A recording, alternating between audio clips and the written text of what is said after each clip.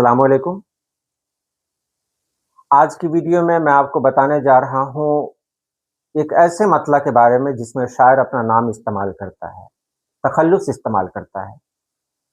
تو اس کو مطلع کہیں گے، مقطع کہیں گے، حالانکہ پہلا شعر ہے تو مقطع تو کہیں گے نہیں۔ تو اس مطلع کا اور کیا نام ہو سکتا ہے؟ یہ بہت خاص ویڈیو ہوگی کیونکہ اس طرح کی ویڈیو ابھی تک کسی نے نہیں بنائی۔ چلیے ہم ویڈیو شروع کرتے ہیں۔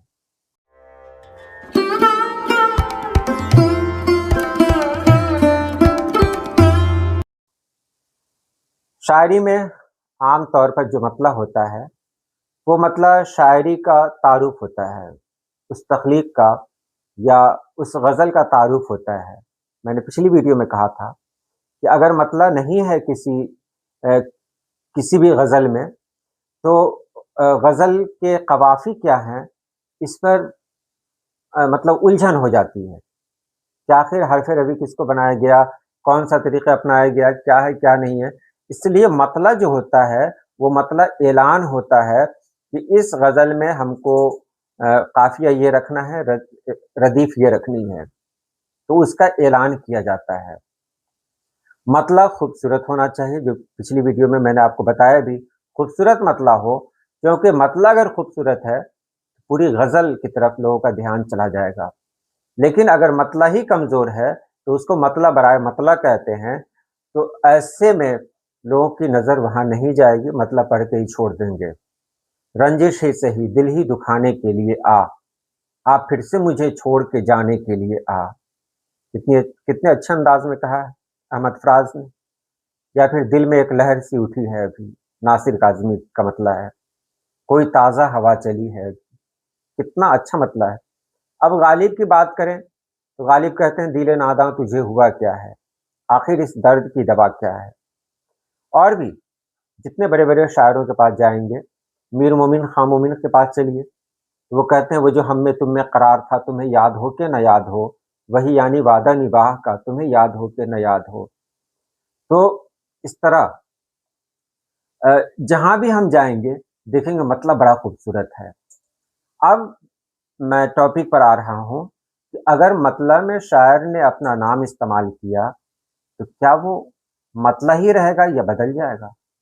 تو جواب یہاں سے سنیے کہ جی ہاں، مطلع میں شاعر اپنا نام استعمال کرے یا نہ کرے وہ مطلع ہی رہے گا، کیونکہ مطلع کا مطلب ہی ہوتا ہے طلوع ہونا، اور طلوع کا مطلب ہوتا ہے اعلان کرنا۔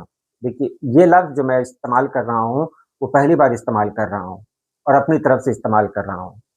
طلوع ہونا، ظاہر ہونا، جیسے سورج طلوع ہوتا ہے تو وہ اعلان کرتا ہے کہ اب صبح ہو گئی ہے، یعنی اب سے اس دنیا میں یعنی جہاں میں رہوں گا وہاں اجالا رہے گا، تو اجالے کا اعلان کرتا ہے سورج، دن کا اعلان کرتا ہے سورج۔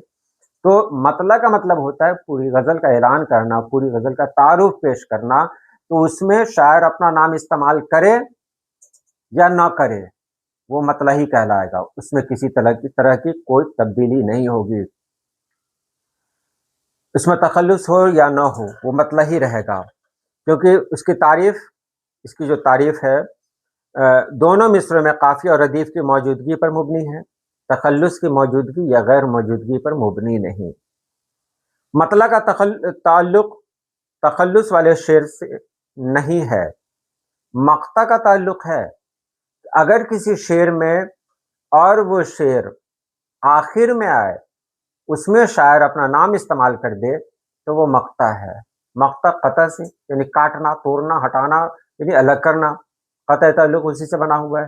تو مقطع میں یہ شرط ہے کہ آخری شعر میں یہ شرط ہے کہ اگر اس میں شاعر اپنا نام استعمال کر دیتا ہے تو وہ مقطع ہو جاتا ہے، لیکن مطلع میں شاعر اگر اپنا نام استعمال کرے تو بھی مطلع ہے، نام استعمال نہ کرے تو بھی مطلع ہے، اور مطلع کا نام بھی نہیں بدلے گا۔ کمال کی بات تو یہ ہے، یہ نہیں کہیں گے کہ یہ حسن مطلع ہے یعنی دوسرا مطلع، ایسا کوئی لفظ استعمال نہیں ہوگا۔ وہ مطلع ہے، عام مطلعوں کی طرح مطلع ہے بس۔ تو آپ نے جان لیا کہ مطلع میں شاعر اگر اپنا نام استعمال بھی کرتا ہے تو وہ مطلع ہی رہتا ہے۔ امید آپ نے سمجھ لیا ہوگا۔ آج کے لیے اتنا ہی۔ اللہ پاک آپ سبھی لوگوں کو خوش رکھے، آباد رکھے۔ اللہ حافظ۔